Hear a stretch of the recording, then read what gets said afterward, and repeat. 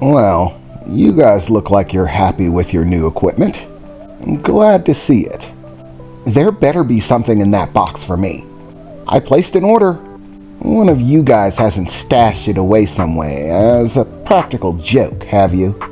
Emily said, stepping up and looking at them pretty sternly, hands placed on her hips, her glance bouncing between them.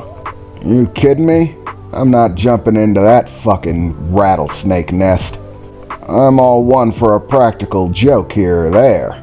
But that's when you're sure the other person isn't gonna shoot you in the ass when you're not looking. Your gun's in the box.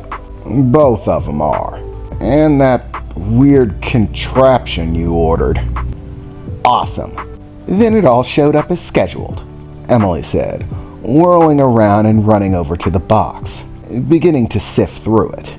Yay! They're all here. So, what exactly did you order? I said, walking up to the other side of the box as Emily was digging through. Wait, stay over there. I want it to be a surprise. You're gonna love this, Jax. It's right up your alley. In fact, once I show you, you'll probably want to get one yourself. It'd probably work well with you and your equipment. Honestly, it's a bit of a brainstorm on my part, but I think it's brilliant all the same, she said after shuffling through the box for a moment. A few moments later, Emily stood up. Ta-da! She shouted, holding a very large gun above her head. And she basically looked the same, except now she seemed to be wearing some type of long glove. It looked fairly stylish, with her red leather outfit, though it also seemed to have some sort of technological aspect to it, more for function. The fact that it blends was most likely a color choice on Emily's part. Okay, so what am I looking at? I asked, as Emily began making her way around the box giddily. You are gonna love this. Well, maybe not the gun bits, but the rest of it. For my weaponry outfitting, I ordered this high-caliber rifle with a 500 times scope and a single energy cartridge round, 100 caliber, with basically no recoil. It's awesome. Knockdown power up the yin-yang. You shoot somebody with this and you're going to hit the three guys behind them. Only having one round per shot is a little bit of a drag to refill, but the knockdown power and penetration is definitely worth it. Aside from that, I got this sidearm. 15 round clip, equatable to your average 30 caliber round, yet still dainty enough for even a woman to handle. I wouldn't want to break a nail. And these two lovely little beauties work in perfect unison with my next little acquiry. This state-of-the-art, no-loss glove. This is the part you're really gonna love. Just watch, she said, as she took the handgun out of its holster and suddenly threw it across the room, as it unceremoniously bounced a few times before sliding a bit. Okay, you threw your gun across the room. What's the deal? Emily smiled for a bit. This is, she said, placing the sniper rifle over her shoulder with one hand, and then with the one bearing this new glove, she aimed it across the room, extending her fingers wide and pointing her palm in the direction of the gun. At that point, the glove actually began to glow somewhat in the central palm location, as well as some thin lining that seemed to run through the glove. And just as quickly as she threw the gun over, it suddenly flew off of its placement on the ground, across the room and back into Emily's hand. At which point, the glowing stopped. She gave the gun a whirl and stuffed it back in to the holster on her side. Okay, you're right. That was impressive. So you got a glove that magnetically attracts guns. Not so, General. Come on, I'm better than that. This glove is specifically attuned to two weapons, the sniper rifle and the pistol. It's made from tech that's a little bit older and was originally designed for work in factories and labs, things like that, where moving things around was a bit of an issue. So they created this glove, see? Normally it's meant to be a little bit bigger and heftier, but this is a more streamlined version meant for smaller things. Basically, the glove interacts with a specific magnetic wavelength that's emitted by another device. Both of these weapons I had custom made with a calibrated device inside of them.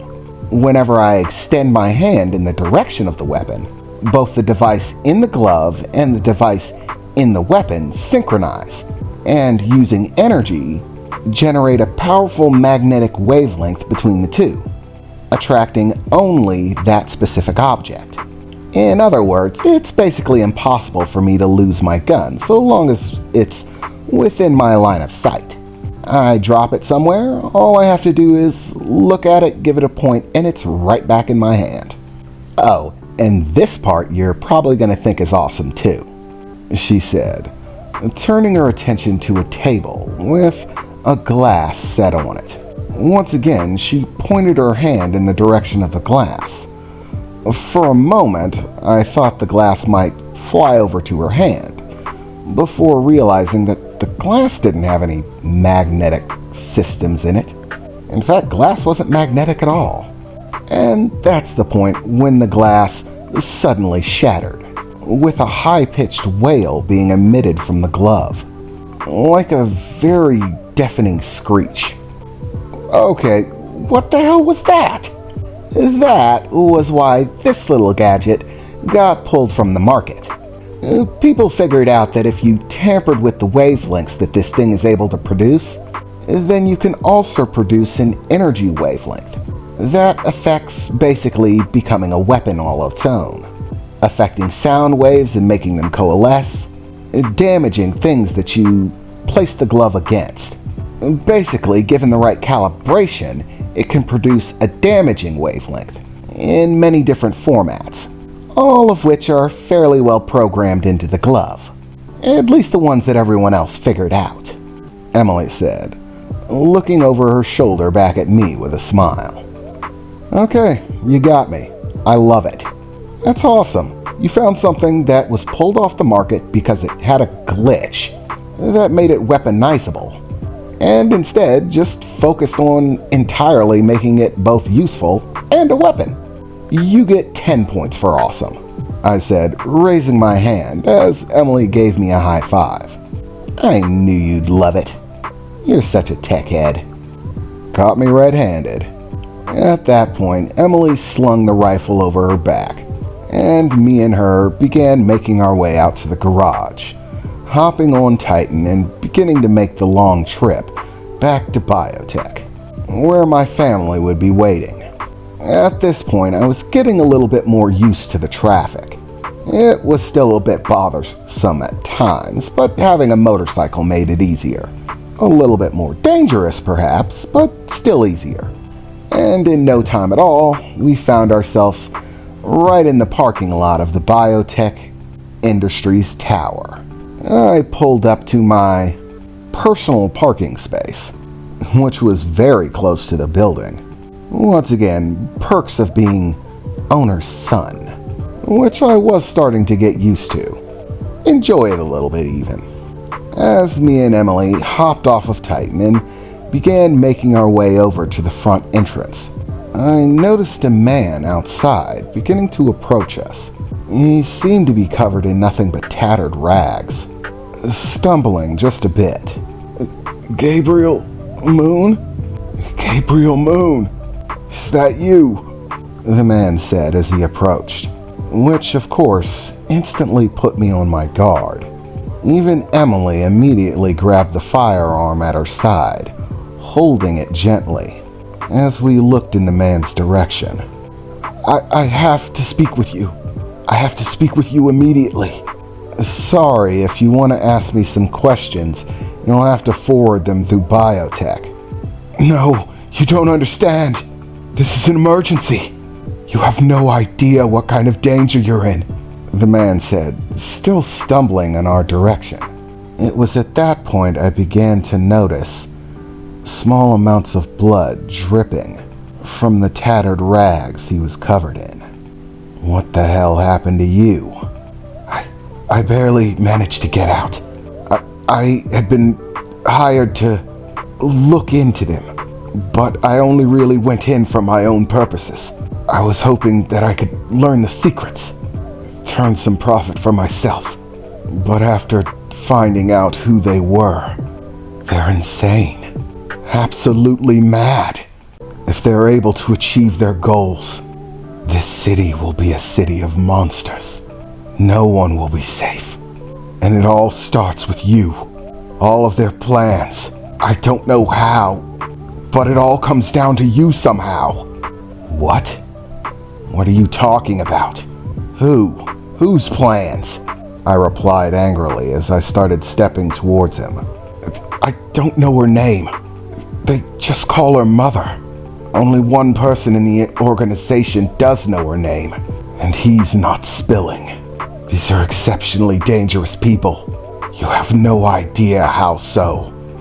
Mother? You're talking about the tech freaks. Yes, he replied. Those monstrosities. There are many more of them. The ones that have been released thus far are just the beginning prototypes. They were basically failures. But their group, while they use science, they're really more like a cult. All of them focused on this ideology of mothers, the progression of humanity, forced evolution. And if they get their hands on you, then they'll make it happen. You're the key to all of it, he said, still stumbling in my direction, as part of the tattered rags that covered him dropped away, and I could see that it was his arm that was bleeding profusely. His clothes were soaked in it. It looked like a gunshot through his arm, and just as he was reaching out towards me, there was an explosion of light and sound, and of red, as his head was blown clear off of his body, the rest of him slumping to the ground in a single heap.